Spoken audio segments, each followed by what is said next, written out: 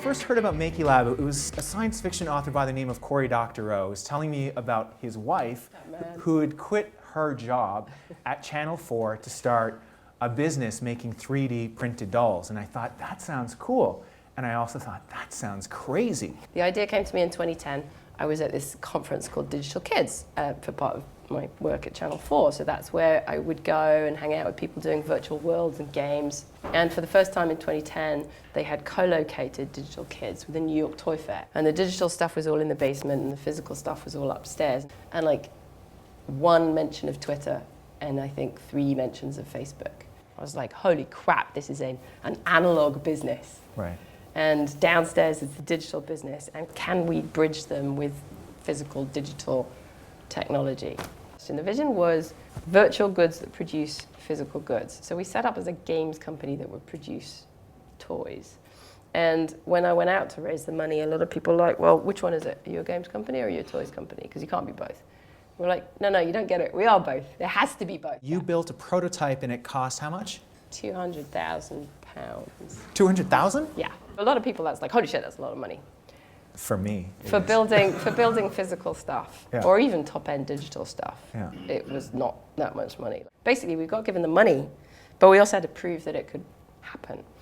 So we built a demo and put it live.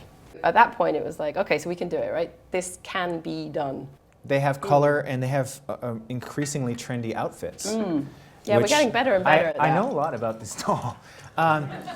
Unfortunately, with Dylon, the pale brown comes out kind of pinky and the dark brown comes out nice and brown, but the light medium brown comes out green. So we were like, oh, that's a bit odd. And then we were like, well, you know, maybe some people want green. When we set out, again, when we said toys and games and we're going to use 3D printing, immediately people thought, oh, kids will print their own toys at home, right? Yeah. And we were like, no, because actually, even though that's the narrative of, you know, there'll be a 3D printer on every desk, it hasn't happened yet, and it's not going to happen for a while. The way you make a Makey is through basically what we call Doll Builder, but it's an app. The game is supposed to be the beginning of why you would create a Makey other than you can, right? So there's the types of customer who's going to come along and go, oh, I can make my own, that's really awesome. But then there's another big group of customers who kind of need a story world that they want to be part of. And we need to bring in the narrative and we need to bring in the kind of essence of what a Makey is. So the game is about making.